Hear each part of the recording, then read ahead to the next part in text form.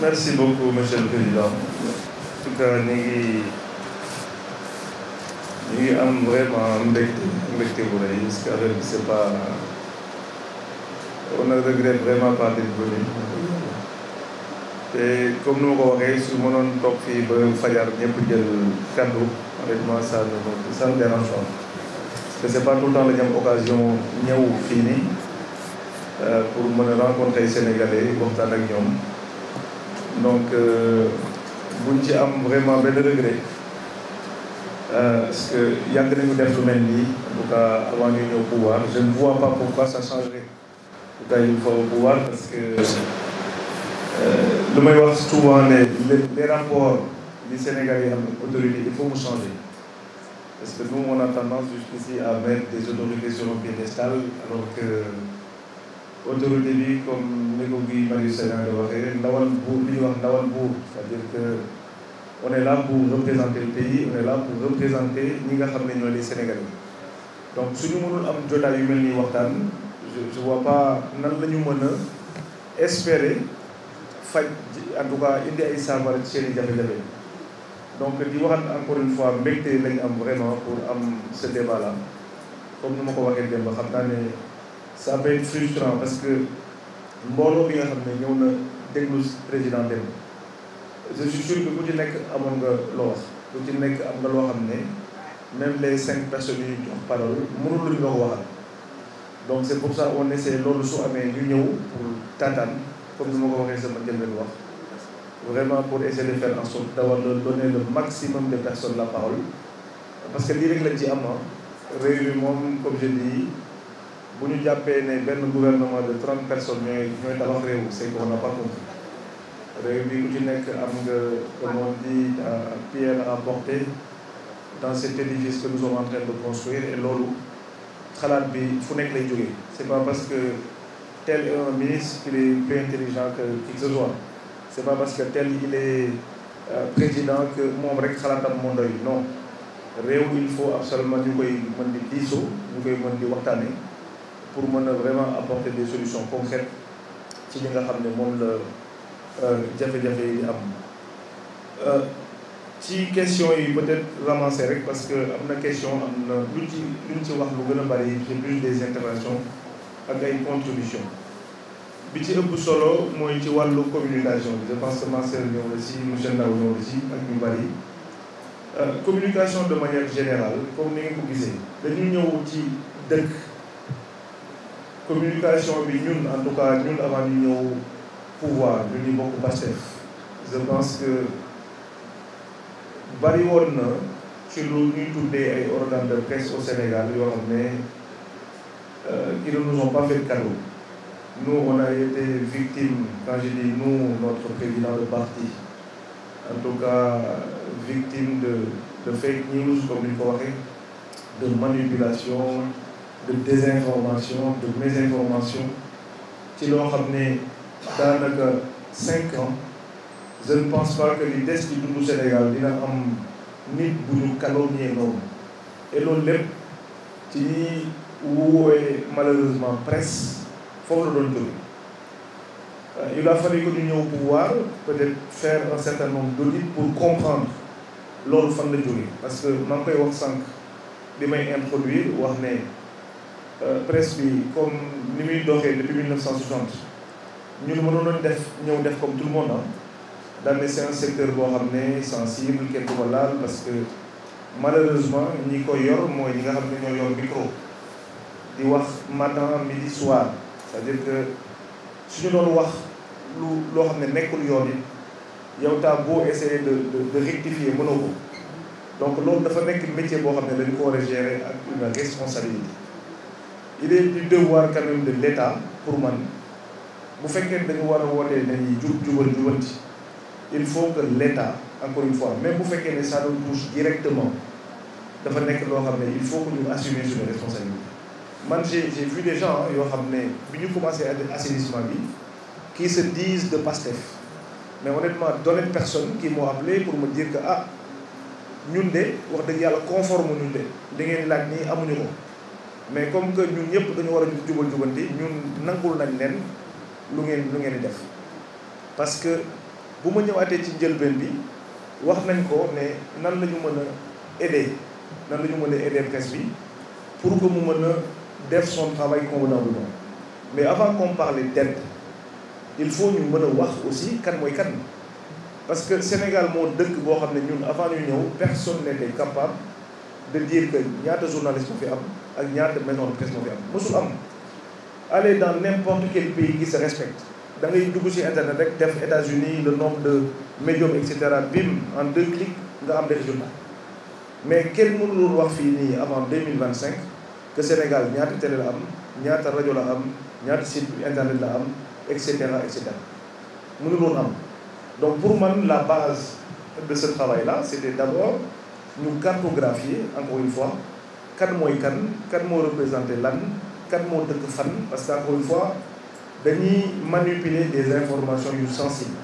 Donc ce travail de cartographie, il fallait qu'on le fasse d'abord. Parallèlement bi ñuy def travail de cartographie, il fallait également ñu auditer li nga xam ne moom la ñu tuddee aide à la presse. Gis ngeen aussi que aide à la presse depuis bi ñu ko commencé distribuer mu toll ci plus d'une trentaine d'années. C'est la première fois en 2025 ñu xam kan lañ jox lan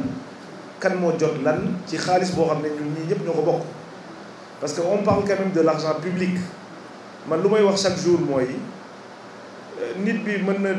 même bu fekkee ne kenn du encourager sàcc wala jël loo xam ne moomoo. Mais argent public man dama jàpp ne même bu fekkee c'est 1 centime de dollar il faut bu ñu koy joxe wala ñu koy gérer ñu mën koo gérer de manière transparente. C'est pour ça bu ñu ñëwee ñu def audit bu ñu defee audit aussi gis nañ catastrophe yi am parce que boo man lu am loolu catastrophe la ñëpp kenn encouragé woon pour ma publier ko mais dama ne il faut ma publier ko pour Sénégalais yi xam. Sénégalais yi xam xaalis bu nga xam ne seen impôt la ñoom dañ ko bokk ñu xool li nga xam ne état du Sénégal daf ko woote à travers une loi mu ne kat bu fekkee ne dañu jël 1 milliard 900 millions ñu ne dañ koy dimbali ñi nga xam ne ñoo yëngut ci presse. Il faut qu'à la fin de l'année su état bi joxee xaalis boobu noonu mu ñëw ne kat les 1 milliard 900 millions ndaw à 50 millions Oumar Konté à 100 millions et cetera de manière transparente. Loolu dafa nekk loo xam ne mosuloon am et quand on a vu les résultats on a tout de suite compris en tout cas wala constaté disparité yi nga xam ne am na nga gis koo xam ne benn médium la am mu am 50 millions gis koo xam ne am na ñetti médium mu am 5 millions wala 1 million gis ay site internet yoo xam ne créé nañ ko ne ñii kat omarkonté.com jox nañ ko 1 million alors que omarkonté.com mosul exister loolu lépp il a fallu qu'on fasse un travail d'audit pour xam xaalis fan la dugg bi ñu paree ci loolu gis nañu ci résultats yu ñu am sur les 3 dernières années que 45%, c'est-à-dire sur les 1 milliard 900, 800 millions, c'est servir à payer des séminaires, nañ dem sali ñu waxtaan ci ay points, on donne des per diem, on paye des nuits d'hôtel, on paye à manger, etc., etc. Parce que mënoo jël loo xam ne par exemple ñu ne la yow da nga am 10 euros wala 20 dollars yoo xam ne mooy sa course kër ñu ne la $20 yi kat dañuy jël les $12 yoo xam ne daanaka ci ay caaxaan lañ ko teg kooku mënoo am les résultats escomptés. Donc pour ñun ce travail là il fallait qu'on le fasse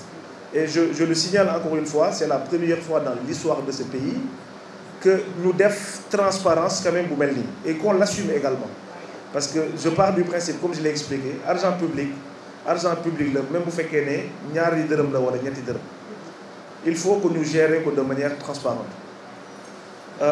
D'ailleurs même dans le sillage là jëloon nañu IGE ne ko aussi na moom gën a càmbar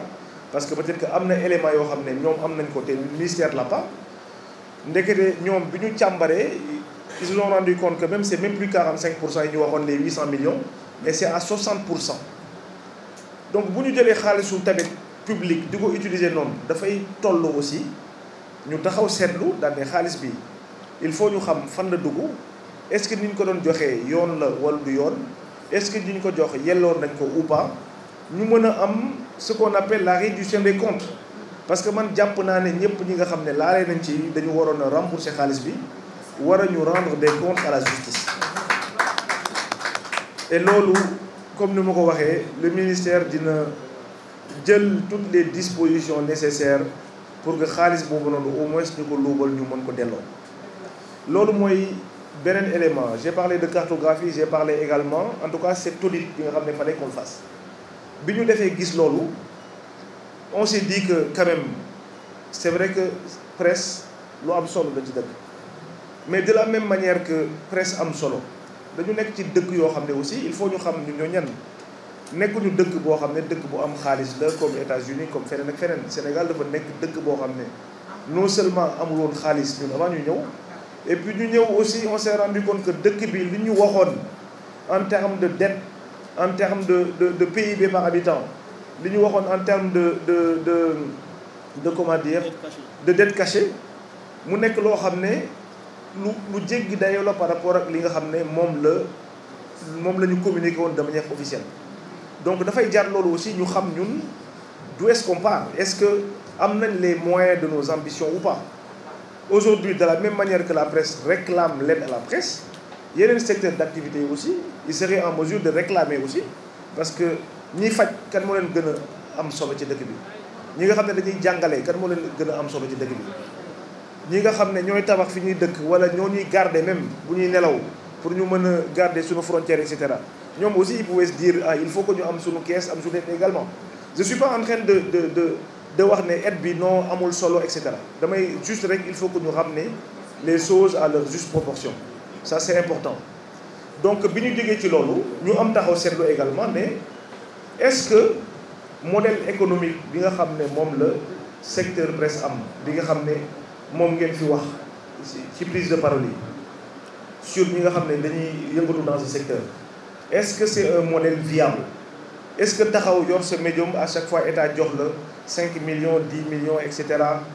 te loolu bu fekkoon ne sax dafay dugg ci presse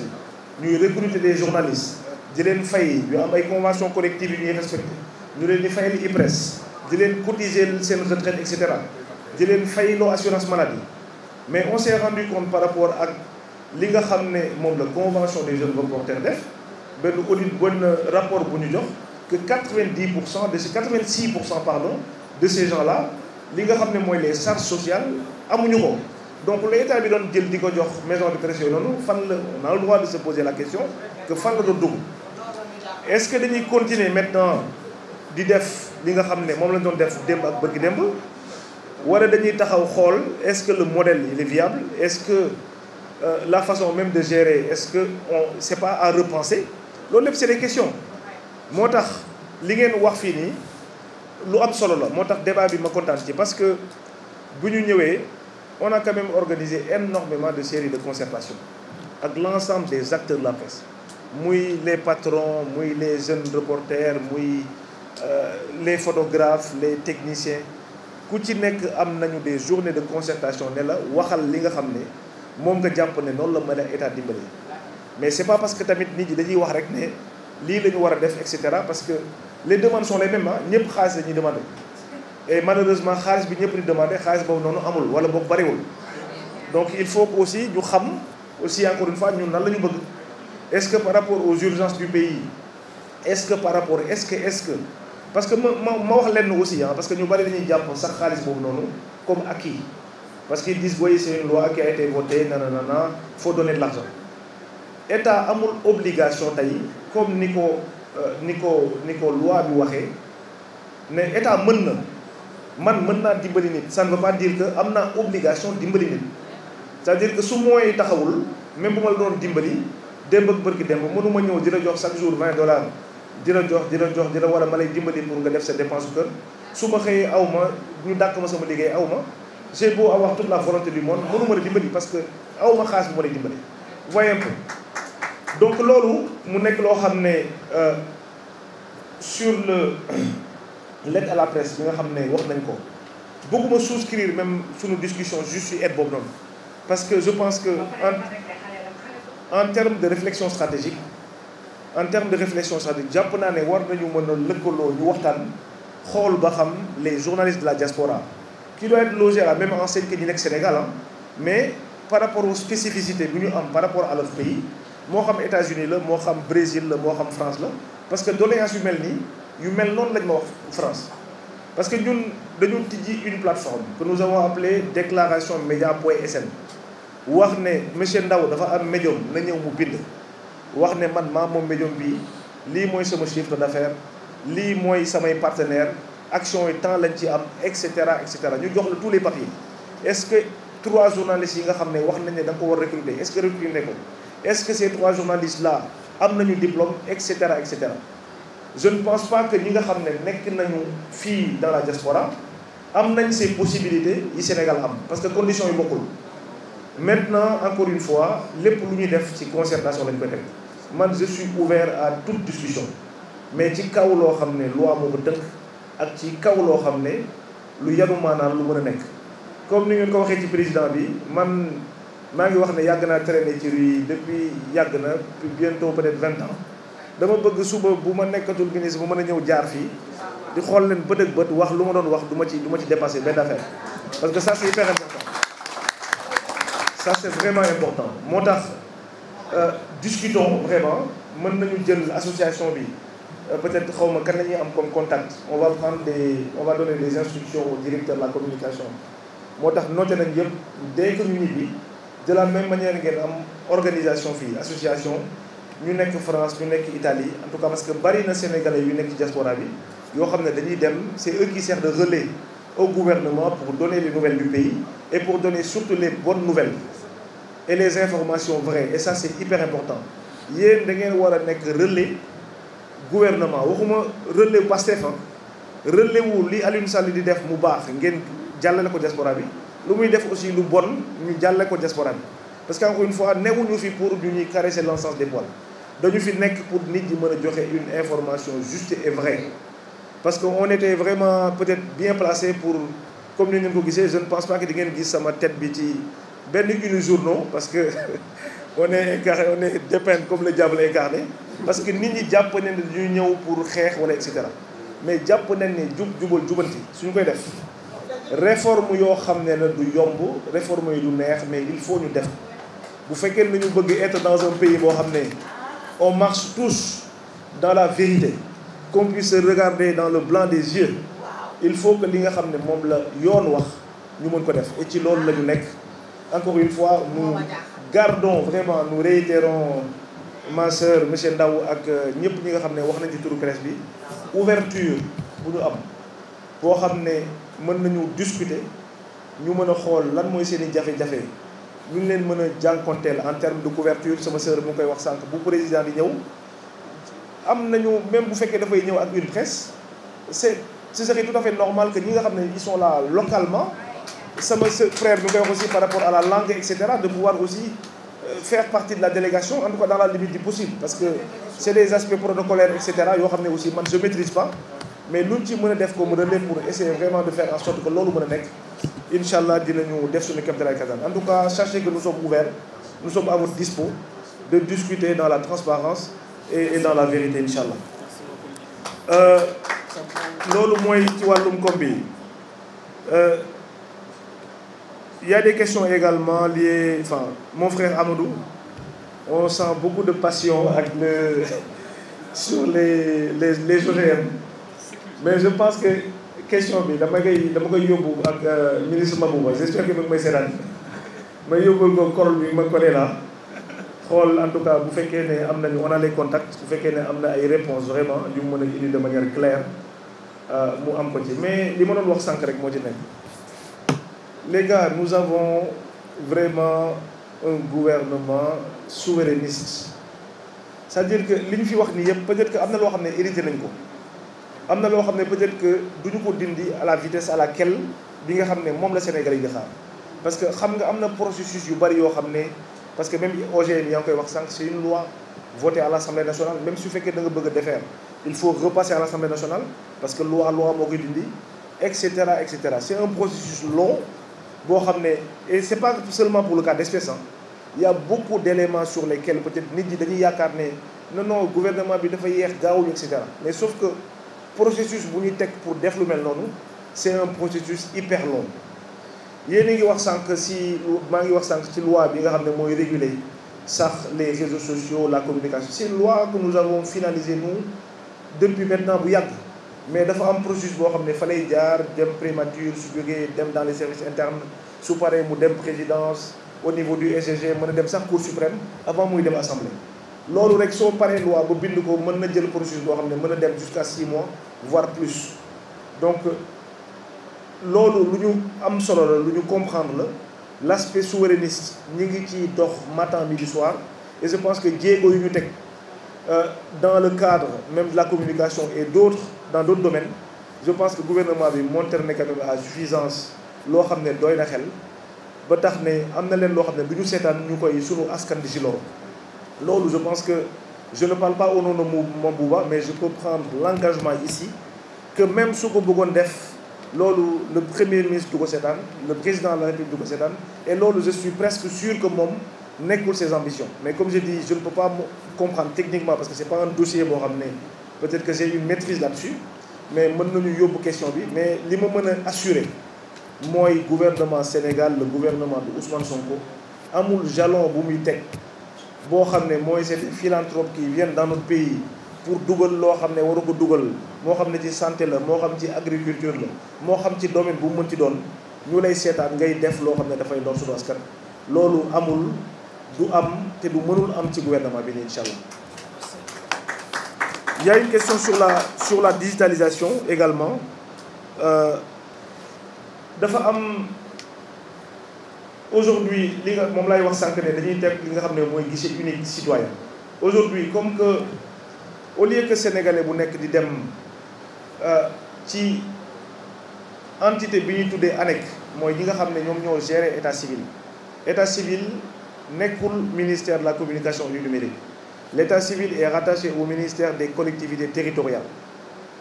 donc pour éviter sénégalais bi muy am autant de plateformes que de services nous avons décidé de mettre en place li ñu tuddee guichet unique citoyen moo xam xawma nu muy tudd sénégal.com lay tudd ak nu muy tudd boo xam ne bépp service boo xam ne état citoyen sénégalais soxla na ko dina mën a dem foofu noonu pour mën a récupérer le service avec la sécurité question bi anticipé naa ci sax parce que wax naa ci sànq bi may wax au début de mon intervention xam naa le monsieur qui a posé la question ne wu fi woon mais j'ai bien répondu à cette question là les services yu bari développé nañ ko mais dafa am ay prérequis d'ordre sécuritaire je dirais même cybersécuritaire yoo xam ne moom la ñu war a finaliser ak des procédures yoo xam ne encore une fois suñu ko tegee dinañ ci mën a jot niñ ci war a jotee parce que processus digitalisation wu état civil dafa laaj lu bari c'est pas juste une application parce que boo soumettre ne man dama bëgg état civil nga nekk États-Unis il faut que tu fasses une demande sur le site soo defee demande boobu noonu dina am benn équipe bu koy réceptionner équipe boobu su ko réceptionner faaw mu dem ci greffier su jógee ci greffier bi faaw mu dem ci tribunal su demee ci tribunal bi peut-être que le juge je sais pas en tout cas la personne ku war a signer c'est-à-dire que c'est un processus boo xam ne ñi ci intervenir moo bari te bokkuñu domaine bu ñu liggéey bokkuñu domaine bu ñu nekk et man sama yitte mooy encore une fois ñu tegal leen application boo xam ne dañ la wax ne la soo dugalee dans 48 heures di nga jot sa extrait ngeen toog pendant 1 mois di xaar ngeen ne ministre bi lu mu ñu waxoon defu ko wala plateforme bi baaxul te kenn du ci mën di dem dañu bëgg assurer wu que tout ce processus là li ñuy tuddee gouvernance dans ce métier là que cette gouvernance là puisse être claire gouvernance puisse être en tout cas fluide et que les demandes puissent être traitées en temps et en heure loolu moo tax mais ñu ngi ci liggéey en tout cas am na jéego yu bari yoo xam ne def nañ ko mais sur ces aspects là il y a des choses yoo xam ne dañ ko mën a def également sur la connectivité je pense que mon frère Cheikh wax na ci le monsieur de Médina Yoro Foulah aussi wax na ci ak mon frère l'histoire de la connectivité dafa nekk loo xam ne moom moo nekk le soubassement di New Deal technologique président bu mu ñëwee laf ne mënuñu comprendre ñu nekk ñi nga xam ne sax dañu dëkk Dakar di am ay problème de connexion li ngeen war a xam mooy Sénégal depuis bi ñun commencé def télécom ba léegi mu nekk ci at yu bari mënuñu le taux de pénétration wala de couverture internet dépassé wul 50%. moom moo tax village yi et cetera am nañu ay opérateurs téléphoniques ñu nekk ay jàmbaar peut-être que di déployer le réseau mais opérateur téléphonique il faut comprendre que ne privé la te privé comme ñun ñi ñëpp di def business su may def business damay def foo xam ne su may def sama xaalis faaw mu indil ma xaalis su ma ñëwee dans un village boo xam ne peut-être que bariwul nit wala c'est pas rentable du ma am sawarte pour indi connexion. Et loolu état à travers son régulateur moom moo waroon jël ay matuwaay parce que ce qu'il faut savoir mooy opérateurs yi dañu signer li nga xam ne mooy ay cahier de charge yoo xam ne dañu war a am obligation de couvrir zone yoo xam ne nu ñuy nekkee Dakar am internet ñu nekk ci àll bu si mën a am internet. Mais sauf que jusqu'ici am na lu bari loo xam ne dans ce cadre là ça n'a pas été fait moo tax président santuñu bu mu ñëwee ne New Deal technologie bi bu fekkee am nga projet boo xam ne da ngeen ko réussir mooy la connectivité. Et président gis ngeen ko barki dem mu wax ne am na des engagements yoo xam ne jël nañ ko ñu jàpp ne balaa fin année 2026 di jeex te lu may wax ne sax mooy horizon bu lointaine la état du Sénégal en moins de 2 ans incha allah dina couvrir l'ensemble des zones l'ensemble du territoire national en termes de connectivité. Et loolu jël nañ ci ay engagement am na des cadres de réflexion de discussion yoo xam ne am nañ ko très avancé ba fii ak ay weer yu néew incha allah di ngeen gis ne peut-être que muy Médina Yoro Foulah muy la Basse Casamance ak les zones reculées incha allah dinañ fa yóbbu connexion internet ba nit ñi mën a ñi nekk ci diaspora bi mën a am voilà di mën a jonkonteel ak seen i njaboot ci nu mën a kookowee loolu mu nekk vraiment un projet révolutionnaire qui va permettre à ce que ñëpp ñi nga xam ne am nañu connectivité parce que le développement de l'économie numérique mën a toog fii léegi mën a jënd mango ki nga xam ne dafa nekk baykat bu nekk Casamance lu mën a nekk la mais loolu il faut que kooku mën a am connexion am nañu des plateformes numériques de transfert d'argent yoo xam ne mën nga toog fii en 2 clics nga fay sa mango kooku jël ko def ko ci conteneur mu ñëw États-Unis et cetera lu mën a nekk la loolu moo tax ñu jàpp ne connexion bi lu am solo la te état du Sénégal dina ci def loo xam ne lu ngeen mësul gis encore une fois lu ñu mënul résorber sur les 30 dernières années gouvernement Sénégal bi dina ko résorber incha allah en moins de 2 ans. Et là ça c'est un engagement boo xam ne que je prends ici parce que am nañ ci ay avancées yu significatifs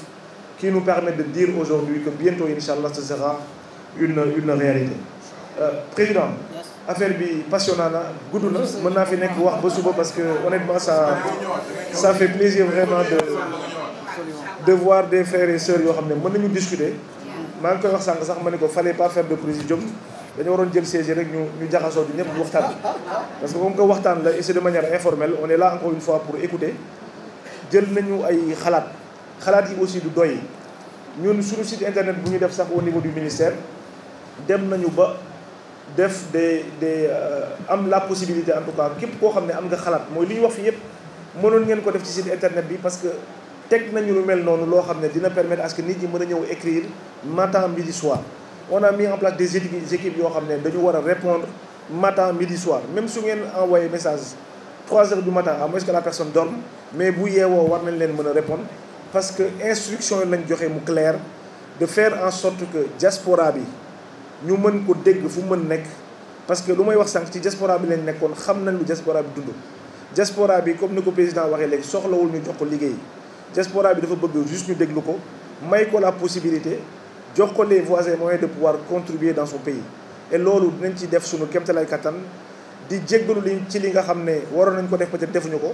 mais bu ñu ko deful aussi ça va pas dire que defuñu ko ça veut juste dire que processus la comme ni ma ko waxee dans le cas d'espèce bi nga xam ne wax nga ko et dans d'autres cas il y a énormément de cas sur lesquels xam nañ ko on est interpellé tous les jours là-dessus mais dafa nekk processus yoo xam ne yu assez long yoo xam ne il faut quand même loi moo lay tënk loo xam ne mënoo ko bañ a defee noonu mais en tout cas di rafetlu encore une fois waxtaan bi di leen sant di leen gërëm en tout cas de votre patience de votre détermination les cartes de la presse effectivement il y avait carte presse yi bi nga xam ne je pense c'est 4 ans de durée de validité su ma juumul dans le cadre de la restructuration du FADP mooy le fonds d'appui carte de la presse dafa am la commission nationale de carte de la presse ñoom ñoo koy def nga xam ne Daouda Mine moo ko jiite di renouveler les cartes comme que amuñu woon ay fonds quand même xawoon na ralentir mais il y a 2 semaines joxe nañu instruction yu claires ba je pense que su ma juumul sax bëgguma avancer wu ndax jot nañ virement bu ou pas mais l'ordre de virement a été donné il y a 2 semaines certainement war nañ jot virement bi pour mën a débloquer les fonds je pense que on a débloqué une vingtaine de millions pour que lépp li nga xam ne jot nañ ko pour journaliste fépp bu mën nekk ci Sénégal ak dans la diaspora mën a jot carte en temps et en heure. et même ci plateforme boobu ñu teg am na benn rubrique boo xam ne développé ko nañ ko ba pare parce que toog fii ñu lay yónnee sa carte de la presse loolu c'est dépassé.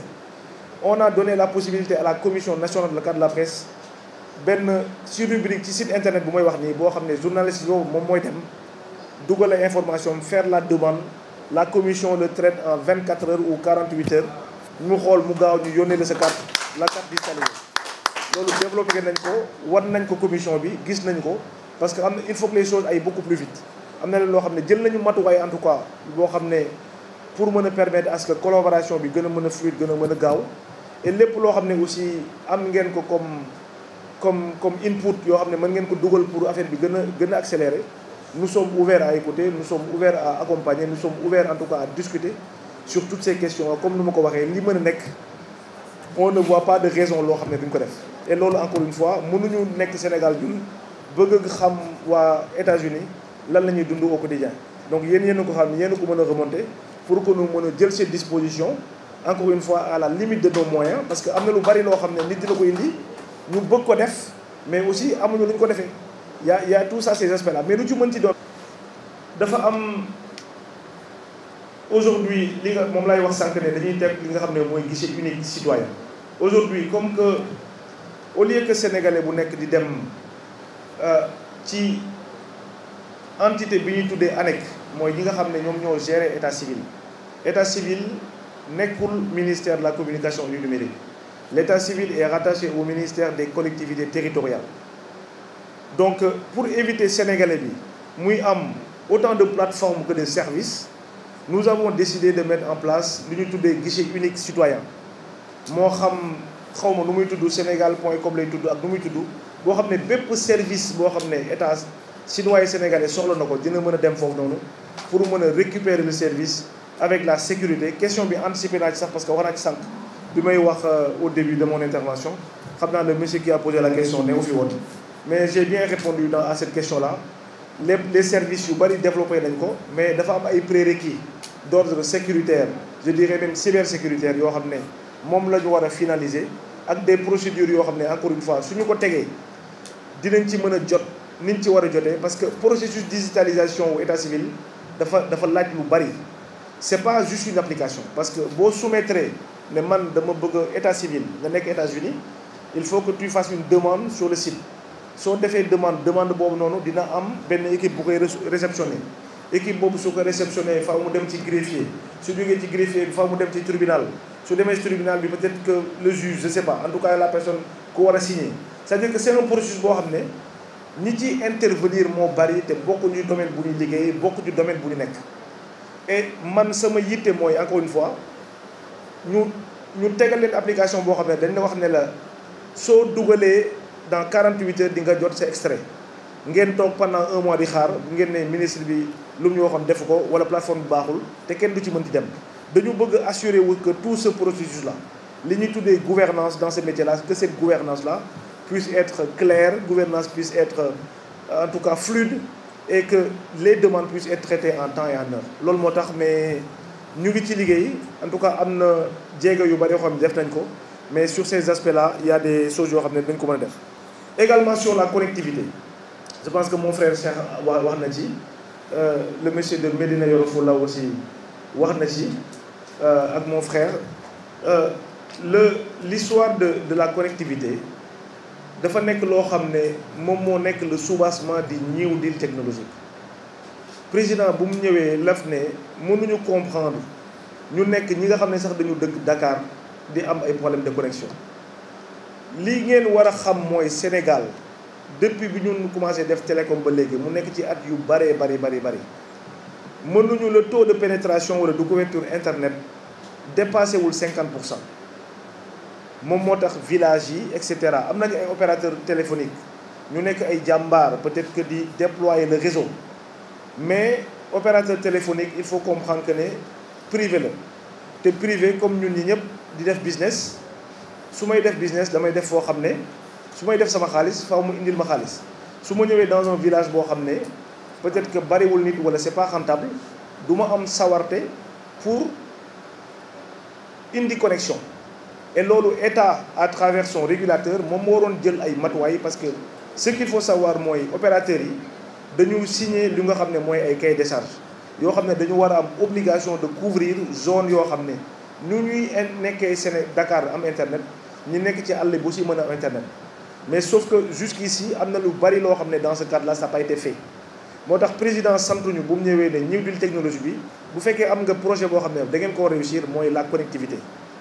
et président gis ngeen ko barki dem mu wax ne am na des engagements yoo xam ne jël nañ ko ñu jàpp ne balaa fin année 2026 di jeex te lu may wax ne sax mooy horizon bu lointaine la état du Sénégal en moins de 2 ans incha allah dina couvrir l'ensemble des zones l'ensemble du territoire national en termes de connectivité et loolu jël nañ ci ay engagement am na des cadres de réflexion de discussion yoo xam ne am nañ ko très avancé ba fii ak ay weer yu néew incha allah di ngeen gis ne peut-être que muy Médina Yoro Foulah muy la Basse Casamance ak les zones reculées incha allah dinañ fa yóbbu connexion internet ba nit ñi mën a ñi nekk ci diaspora bi mën a am voilà di mën a jonkonteel ak seen i njaboot ci nu mën a kookowee loolu mu nekk vraiment un projet révolutionnaire qui va permettre à ce que ñëpp ñi nga xam ne am nañu connectivité parce que le développement de l'économie numérique mën a toog fii léegi mën a jënd mango ki nga xam ne dafa nekk baykat bu nekk Casamance lu mën a nekk la mais loolu il faut que kooku mën a am connexion am nañu des plateformes numériques de transfert d'argent yoo xam ne mën nga toog fii en 2 clics nga fay sa mango kooku jël ko def ko ci conteneur mu ñëw États-Unis et cetera lu mën a nekk la loolu moo tax ñu jàpp ne connexion bi lu am solo la te état du Sénégal dina ci def loo xam ne lu ngeen mësul gis encore une fois lu ñu mënul résorber sur les 30 dernières années gouvernement Sénégal bi dina ko résorber incha allah en moins de 2 ans et là ça c'est un engagement boo xam ne que je prends ici parce que am nañu ci ay avancées yu significatifs qui nous permettent de dire aujourd'hui que bientôt incha allah ce sera une réalité président affaire bi passionnant na gudd na mën naa fi nekk wax ba suba parce que honnêtement ça fait plaisir vraiment de voir des frères et sœurs yoo xam ne mën nañu discuter maa ngi koy wax sànq sax ma ne ko fallait pas faire de présidium dañu waroon jël siège rek ñu jaxasoo di ñëpp waxtaan parce que comme que waxtaan la et c'est de manière informelle on est là encore une fois pour écouter jël nañu ay xalaat yi aussi du doy ñun suñu site internet bu ñu def sax au niveau du ministère dem nañu ba def am la possibilité en tout cas képp koo xam ne am nga xalaat mooy li ñu wax fi yëpp mënoon ngeen ko def ci site internet bi parce que teg nañu lu mel noonu loo xam ne dina permettre à ce que nit ñi mën a ñëw écrire matin midi soir on a mis en place des équipes yoo xam ne dañu war a répondre matin midi soir même su ngeen envoyé message 3 heures du matin à moins que la personne dorme mais bu yeewoo war nañ leen mën a répondre parce que instruction yi lañ joxe mu clair de faire en sorte que diaspora bi ñu mën ko dégg fu mën nekk parce que lu may wax sànq ci diaspora bi lañ nekkoon xam nañ lu diaspora bi dund diaspora bi comme ni ko président waxee léegi soxlawul ñu jox ko liggéey diaspora bi dafa bëgg juste ñu déglu ko may ko la possibilité jox ko les voies et moyens de pouvoir contribuer dans son pays et loolu dinañ ci def suñu kéemtalaay kattan di jéggalu li ci li nga xam ne waroon nañ ko def peut-être defuñu ko mais bu ñu ko deful aussi ça va pas dire que defuñu ko ça veut juste dire que processus la comme ni ma ko waxee dans le cas d'espèce bi nga xam ne wax nga ko et dans d'autres cas il y a énormément de cas sur lesquels xam nañ ko on est interpellé tous les jours là-dessus mais dafa nekk processus yoo xam ne yu assez long yoo xam ne il faut quand même loi moo lay tënk yoo xam ne mënoo ko bañ a defee noonu mais en tout cas di rafetlu encore une fois waxtaan bi di leen sant di leen gërëm en tout cas de votre patience de votre détermination les cartes de la presse effectivement il y avait carte presse yi bi nga xam ne je pense c'est 4 ans de durée de validité su ma juumul dans le cadre de la restructuration du FADP mooy le fonds d'appui carte de la presse dafa am la commission nationale de carte de la presse ñoom ñoo koy def nga xam ne Daouda Mine moo ko jiite di renouveler les cartes comme que amuñu woon ay fonds quand même xawoon na ralentir mais il y a 2 semaines joxe nañu instruction yu claire ba je pense que su ma juumul sax bëgguma avancer wu ndax jot nañ virement bu ou pas mais l'ordre de virement a été donné il y a 2 semaines certainement war nañ jot virement bi pour mën a débloquer les fonds je pense que on a débloqué une vingtaine de millions pour que lépp li nga xam ne jot nañ ko pour journaliste fépp bu mën nekk ci Sénégal ak dans la diaspora mën a jot kartam en temps et en heure et même ci plateforme boobu ñu teg am na benn rubrique boo xam ne développé nañ ko ba pare parce que toog fii ñu lay yónnee sa carte de la presse loolu c'est dépassé.